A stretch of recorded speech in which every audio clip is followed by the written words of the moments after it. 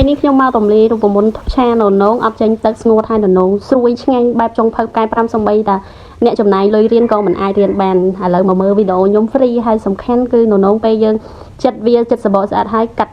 ជ្រៀកវាយកពោះចោលអត់យកពោះទេហាន់វាចំណិតលាយជាមួយនឹងផ្សិតលាងទឹកឲ្យស្អាតហើយឆាពេលដែលឆាគឺមុនដំបូងដាក់ពង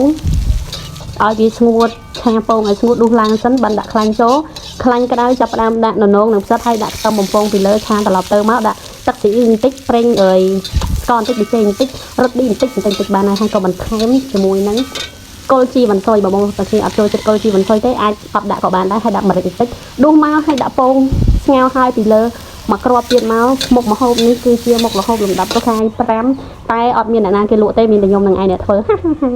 មករយៈនេះសម្បូរអ្នកមើលរឿង AI ពេកហើយសម្បីតែកូនស្រីខ្ញុំនឹងសម្បីតែយើងជួនទៅផ្ទះទៅដល់ជំរាបលាម៉ាក់ជំរាបលាប៉ាស្អែកកូនអត់មានលុយទៅរៀនទេខ្ញុំទៅពេលនឹងឃើញអស់សំណើចហ្មងហើយភ្ញៀវតែងតែសួរថាចេះបងអត់ធ្វើបាយក្តាំងឯអូនឥឡូវឈប់ធ្វើបាយក្តាំងឯធ្វើតើបងធ្វើធម្មតាទេគ្រាន់ថាពេលខ្លះខ្ញុំមិនសូវបានប្រម៉ូទអញ្ចឹង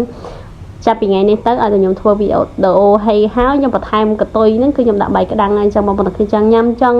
ទិញលក់ទិញញ៉ាំអីអាចកំងបានអរគុណច្រើនជម្រាបលាបាយបាយ